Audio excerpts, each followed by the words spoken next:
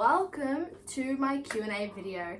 So this is one that I think a lot of you have been waiting for, because I think I've built up the suspense a little bit with obviously all my posts and stuff like that. My first post only got 3 comments, and I was like, well, 3 comments isn't gonna make a very long video. So I put it again, and oh my gosh, got so many more questions. So thanks to all of you who made this video possible. So I've got my laptop here. I'm just gonna start with a few simple questions. So I've written a little bit of responses just to kind of, get an idea. I might do a chronological order of questions. Okay, let's start with who was your first horse. So when I got my first pony, I was 3, and his name was Jackie. He was a Welsh, not really sure what section. I thought he was a Shetland, but then I asked my dad, and I was like, "What breed is he?" And he said, "Oh, he was a Welsh something. I can't really remember." But yeah, so I got my first pony when I was 3. He was a gelding. His name was Jackie. He was a little Palomino, kind of whitish pony, a lighter Palomino, and oh my gosh, he was the cutest little thing ever. I might find a photo and put this in the corner right there. But yeah, I just loved him to bits, and obviously first pony, you always love them so much. I never really did much on him though, just obviously I was 3, so I could only do so much. So just kind of walk, trot. We went to pony club a lot together. He was one of those little ponies that are really good to start off with, get you into the sport. Yeah, but we had him till about 2019, I think. So we had him from 2014 to 2019, so 5 years, I think. Funny story, actually. My parents had him in a paddock there for 3 weeks before I got him, and I didn't notice. Well, I was 3, so I guess I was kind of easy to distract. But yeah, so he was the cutest little thing ever. What's the next one? Let's do, what was your first fall? I might be getting this wrong, but I remember my first ever kind of serious-ish fall. I don't really remember the ones where I just kind of just fall off, but my first ever serious fall was, I'm not quite sure what year it was, but I think I was around the 8 or 9 mark, maybe a bit younger, I don't know. I'm gonna set that out for you guys. And it was Diamonds. It was my paint horse, and when I was younger, this might sound a bit crazy, but I was dreaming that I was gonna be a barrel racer. I was so into it. I loved Fallon Taylor. I just adored her, and still to this day I'm very much very inspired by her.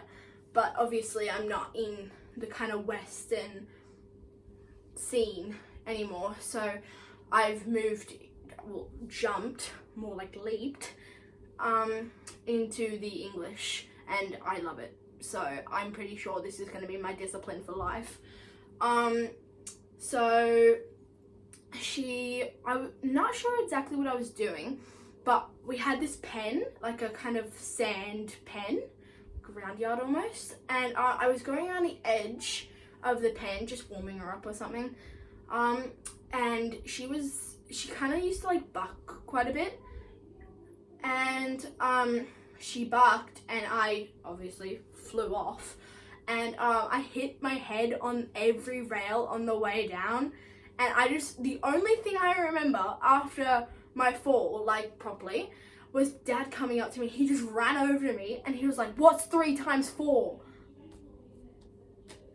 And obviously I was like, obviously it's 12. So Dad was like, "I was just checking, your brain's still intact." And I was like, thank you for your concern. But that was my first fall that I remember. I might be getting that wrong, but to your concern, that was my first fall.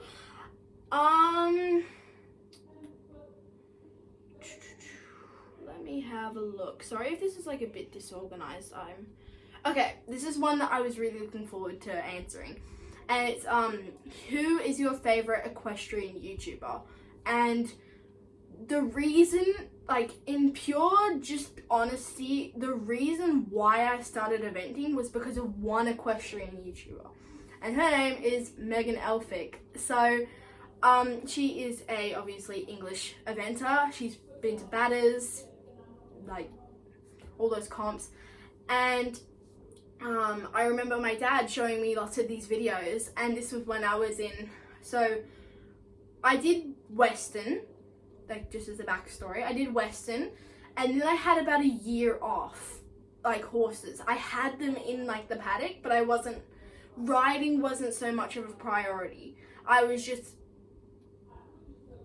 we had a lot of cutting horses at the time, and they were being ridden by trainers, and I didn't really have like a horse that I could get on and kind of like continue to improve on without it being taken off to this competition in Tamworth or that way. Like, I never had like my own proper horse that wasn't being used for something else.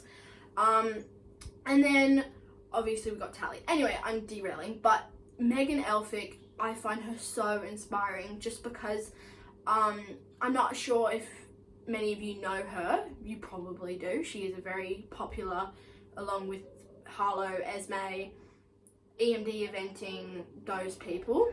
She's very popular among those, and I find her really, really inspiring, especially because of the time when she went to badminton on Bear, which I think is quite a well-known story.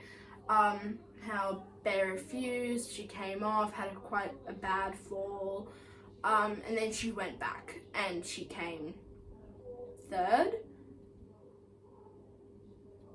Yeah, I think it was third. So I just I always watch all of her videos, and you will always see first view, let's go eventing, right? So like, she's just, you guys probably know what I mean.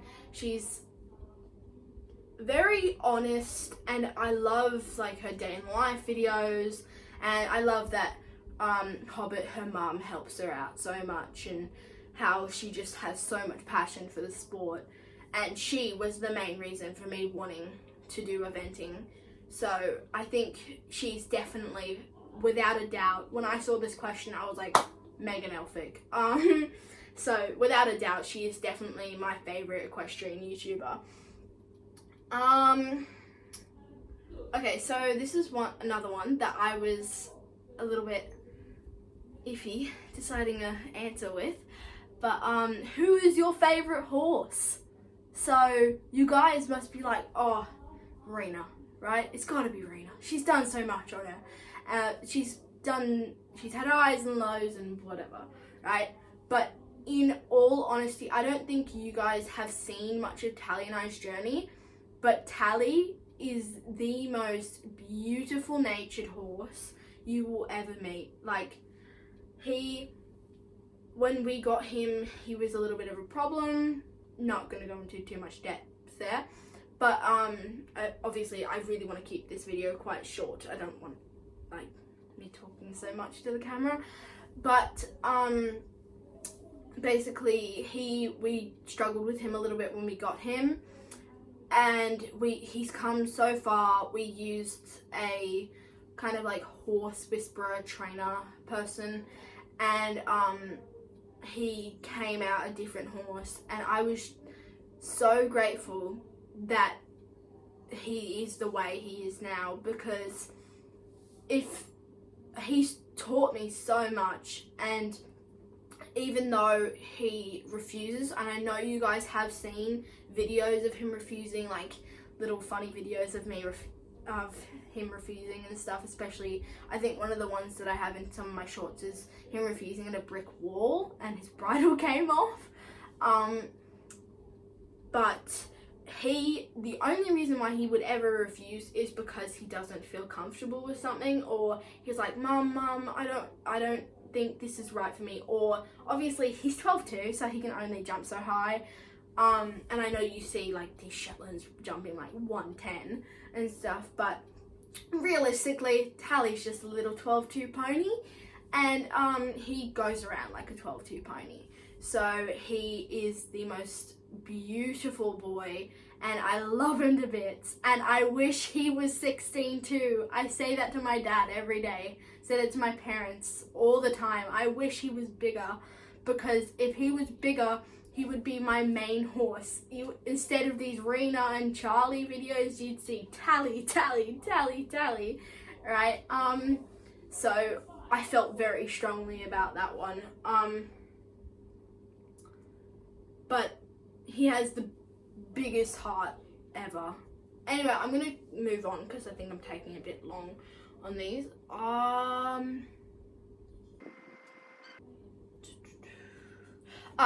Brown or black tack? That's a good one. I feel like that's a very common question among equestrians, but I used to be in black tack, especially with Tally, and I still have, I think I have a Wintec saddle, which is my first, it was always my main saddle on Tally, and then as we got more into it, brown just kind of suited. Dad was just like, look, we don't have much black tack, we may as well just go with brown. So I've always been a brown tack person, sort of.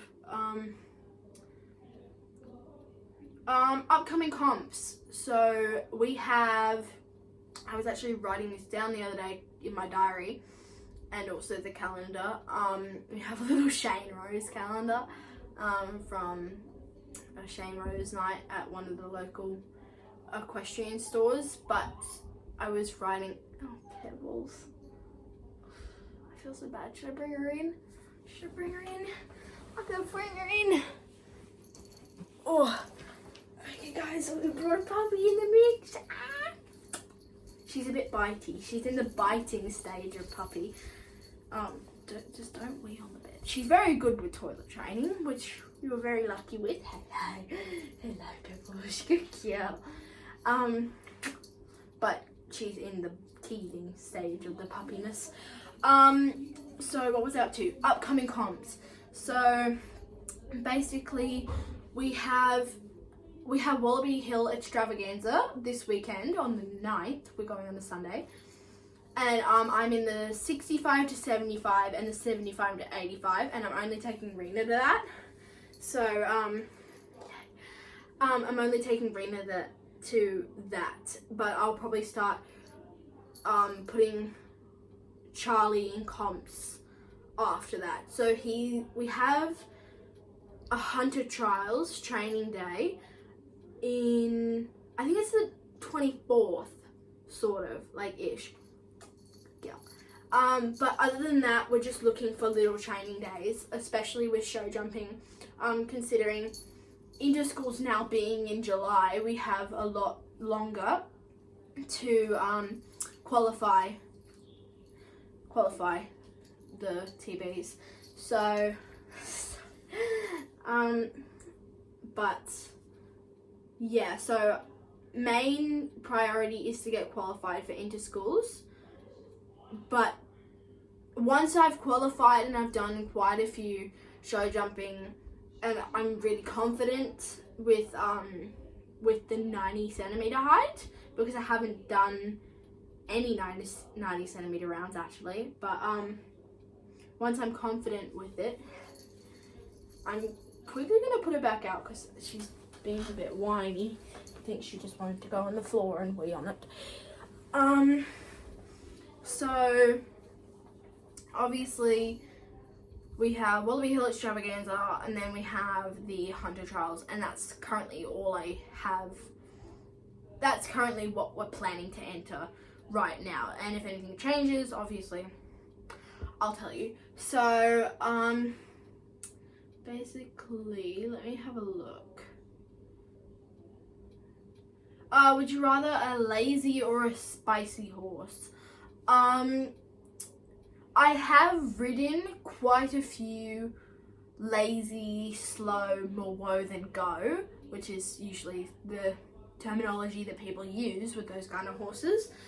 And I feel they're very good beginner horses. I will straight up say that.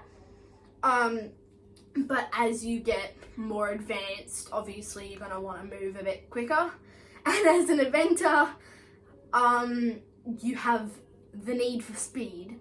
So, well, lots of people generally do. Especially people my age, they just like the exhilaration and, well, you don't need much more explanation than that. It's just fun. But yeah, so definitely would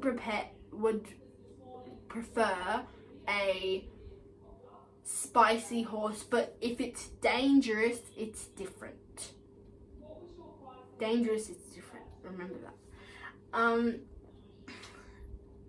But yeah, I wouldn't necessarily say, like, if they rear, that is a bit of a hold up kind of thing. Like, if they rear, I'm off that horse within 0.5 seconds. Like, no, I'm not getting thrown off today. You get to a certain point where falling off is not funny anymore. Especially with ponies. Like, God, yeah. Especially with ponies. You pony riders would definitely feel me. They're the sassiest of the species. But yeah, what haven't I done? Favorite discipline. If we're talking overall, like eventing, show jumping, dressage, like sporting, like that kind of stuff, eventing. But if we're talking within eventing, like show jumping, dressage, or cross country, dressage, not a big fan of it. I will do it because I have to, but obviously, as a eventing rider, you have to learn to love it because it's part of the whole sport, right? So, I do enjoy it when the outcome is good. It doesn't feel awesome when you have a bad test. And people who are eventers would definitely feel me. Like, look, it's comforting to know that it always looks better than it feels. And I always tell myself that, especially on tests, because it may feel like the worst test you've ever done, but you'll get the best score you've ever had, right? So it's all about mindset and just the way that you think about it. So instead of like saying, oh, I did such a bad test, or I did this wrong, go, I did that movement like really nicely, or she did that a lot better than last time. So it's really hard. It's easier said than done, obviously, but that's kind of like the mindset you have to have, especially for dressage. Show jumping and eventing, cross country are a bit different because they're more fun. So even if you knock a pole in show jumping, we went around great, she felt awesome, like, it's just bad luck. Whereas dressage test, it's a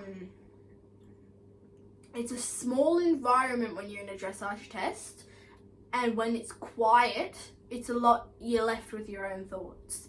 So it's not like, this is awesome. Like, you're not riding along in a dressage test thinking you're gonna get a 100, right? Your brain naturally nitpicks the stuff that you get wrong. So dressage is not the favorite, but getting to the favorite, I've kind of gone on a bit down the rabbit hole, but show jumping I quite like, but I've done a lot of it. So cross country would 100% be my favorite, just because when you move up the levels and you start to get a bit bigger and you go in a full cross country course, it's like this is gonna sound a bit strange, but you literally feel alive. You feel incredible when you're riding, especially if you have good control and you guys know what I mean. But I'm kind of tattling, going on a little bit too long.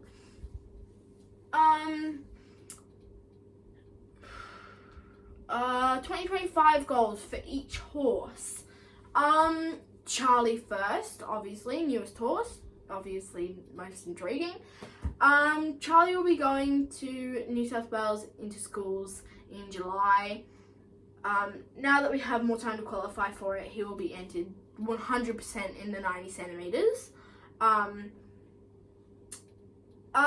So my main goals set in stone is to get him fit, get him worked, just kind of also get in a flow with him, because I've kind of just taken him to this arena hire. I haven't ridden him properly.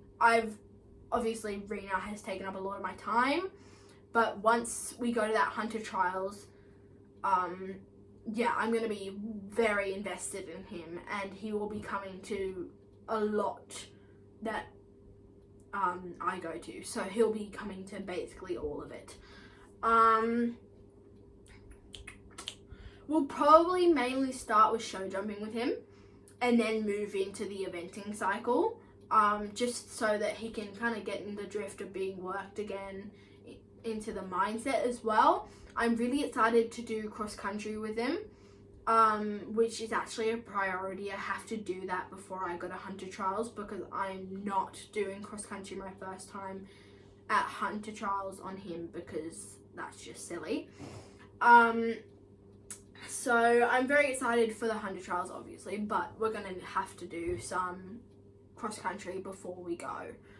Another plan for him is take him to a dressage lesson, which I have never done before. I've never been to a dressage, a proper dressage lesson. I've done a few with my coach here and there, and they've obviously helped me quite a bit, but if I get one from a proper dressage coach, I think he will produce a very nice test if ridden correctly.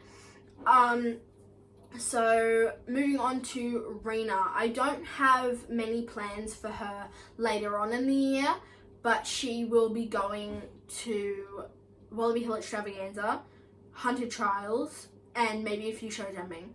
But I'm not 100% sure what the 2025 is gonna end up being. Then we have Boss, bringing him into work, kind of getting him back into the flow of work again. Obviously with 2 TBs, it's very hard for me to ride 3 horses. I'm only 13, I can only do so much, and right now TBs are 100% the priority, and also that goes for Tally as well, so I might not bother talking about Tally's plans, because mainly it's just the TBs. So there was another one here that I was pretty interested to answer, and it was, do you plan on becoming a top level competitor?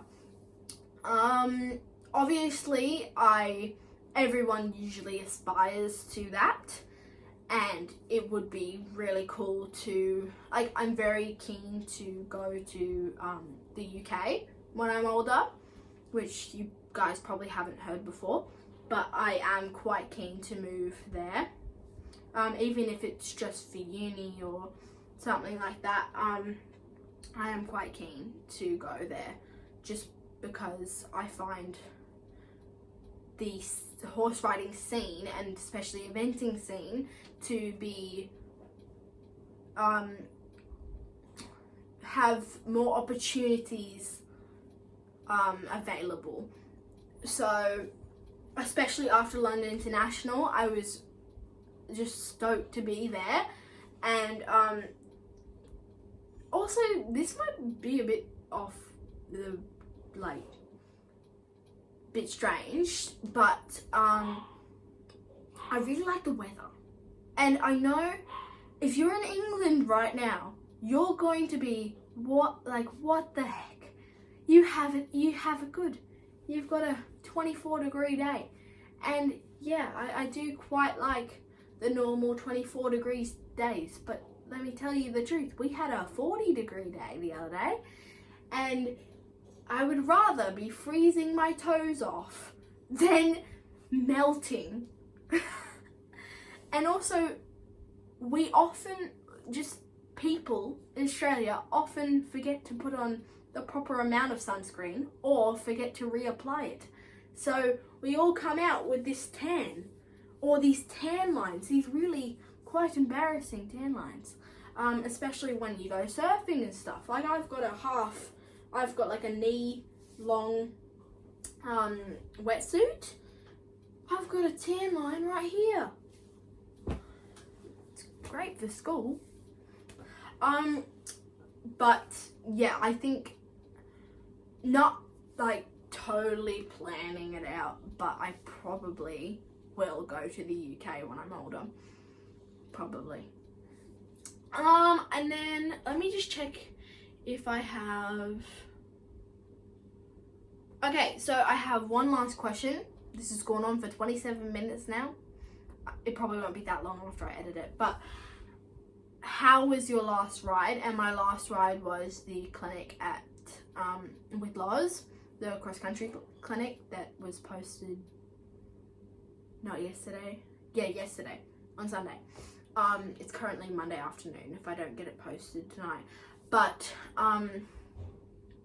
last ride was good. I think I did a bit of explanation at the end of that vlog, but last ride was really good. I was really happy with her, really good temperament. It was obviously New Bit, which was my gag, my 2-ring gag. I didn't actually have it on the bottom ring just because it's not a competition, and she does, like, when you go for 2.2 kilometers, you got to have some sort of brakes, right? But we were just on the big ring. So she didn't really need much because it was a clinic. But I'm not going to drag this on too long, guys. But I hope you guys love this video, and thank you all for your questions. I've enjoyed it so much doing this video. And forgot to say, I'm in my pajamas because I've come home from school, obviously, and I'm really tired, so not much more explanation needed for that. So I hope you guys love this video. I love filming it, and I'll see you in my next one, which will be my Wallaby Hill one.